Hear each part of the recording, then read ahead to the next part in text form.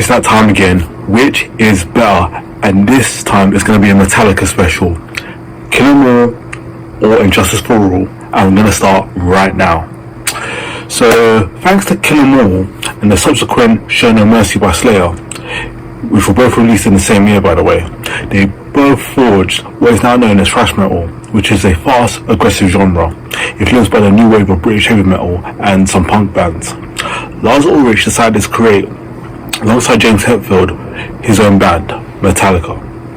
After several lineup changes that you surely know, Metallica finally reached its definitive lineup, an unstoppable quartet which they would have raised the world.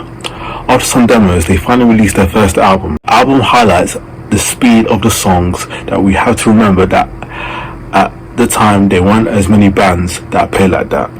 And the best thing about this is that despite the speed, all the tracks contain a lot of melody and they're very catchy. But I refer to the riffs, the choruses, the guitar solos, and even that amazing bass solo by Cliff called Anesthesia, Pulling Teeth. So the album begins with Hit the Lights, which is a thrash anthem. The highlights are guitar riffs and awesome solos by Kirk Hammett. Whiplash is another highlight track, a very heavy song with lots of power, and Mel Militia is the angriest, rawest song. The pace of the guitar gallop is just maddening. Both of them are raw gems and pure speed and aggression. However, we have slower tracks such as Drop in the Fire, which has a very catchy and funny riff written by Mustaine, or the famous Seek and Destroy with that unforgettable riff and chorus. But anyway, they don't lose the aggressiveness, and switching gears to Motor Breath and even Phantom Lord, they remind me a lot of the heavy speed metal bands from the 80s with very good riffs. Even that melodic clean part from Phantom Lord is good. The production stands out, and a perfectly audible bass and aggressive and dirty guitars just like Hetfield's voice. You don't get bored while listening to this album. It's not monotonous and the songs are very original and worked.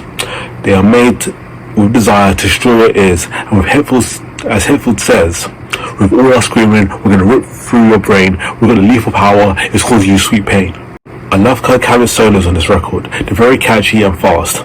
You just need to hear the solo at the beginning of No Remorse. And another great track with one of the best choruses of the album, or solo from Hit the Lights, is, I have to say that even this record wouldn't have been the same without Mustaine's contributions, because he wrote many awesome riffs, even the amazing song The Four Horsemen, but under the name The Mechanics.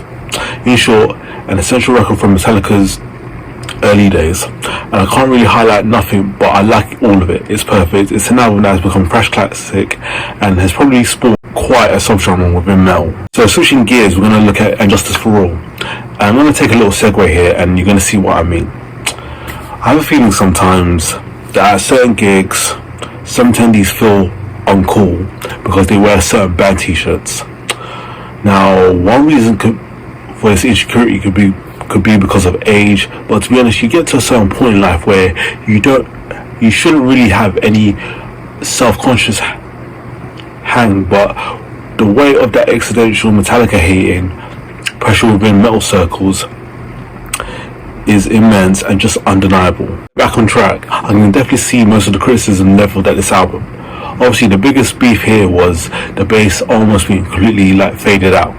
On top of that, the song structures are far more sprawling than before, and it isn't really exactly sing-along either. There's no Creeping Death, for example. There's no Die type sing-along here, and yet to these ears it's totally irrelevant. This is due to that feeling it's just that feeling that is intangible, incredible, and incomparable. The feeling that this record has, even after hearing it all these years back for the first time. For me, it's the reason that this style of music becomes part of your life and not just part of your album collection. It's the warning strings that draw you into the opener Blackened with their cold morning cry that suddenly snaps, becoming an urgent, remorseless, crashing guitar sound, leading onto a precise and perfectly weighted song structure that every 80s Metallica transmission is blessed with. Already there is something else on this record, and it's something to a thrash album that I've never ever heard of performed as effectively or before since. There's Fear, a genuine and palpable sense of fear that is pervasive throughout. every note played on this album. It's compulsive, consuming, and I'm guessing partly unintentional genius. Yes, this is Metallica's most complex, heaviest, and darkest album, and this is probably, as the rest would say, a reaction to the tragic loss of bass legend Cliff Burton. However, underneath all of that, I think what they were trying to do here was cope with the tragic loss that was actually left them scarred.